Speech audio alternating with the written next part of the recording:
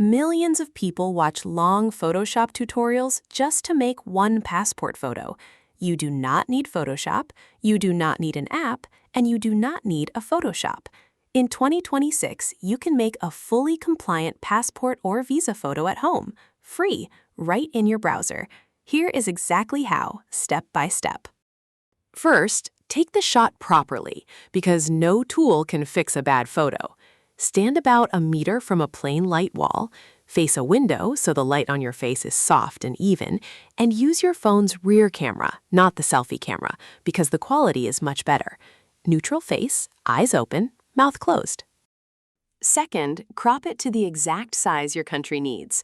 Upload it to a free tool like IDPhotoSnap. It finds your face and crops automatically. The United States uses 2 by 2 inches. The UK, the Schengen countries, India, and most of Asia use 35 by 45 millimeters.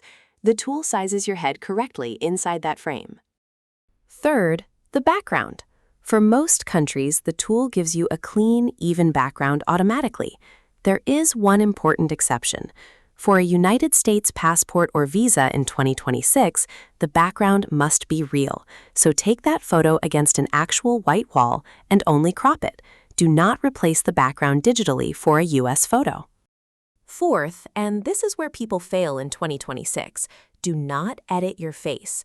No skin smoothing, no beautify filter, no letting an AI redraw you. Governments now reject that. A proper tool only crops and resizes.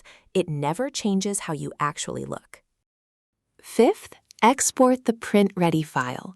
A good tool gives you the exact pixel size and the exact file weight your country's online portal asks for, ready to upload or ready to print at any pharmacy for about 30 cents. So that is it. No Photoshop, no app, no fee. Make it free in your browser at IDPhotoSnap. It stays on your device, it never edits your face, and it covers over 100 countries. The link is in the description. Go make yours.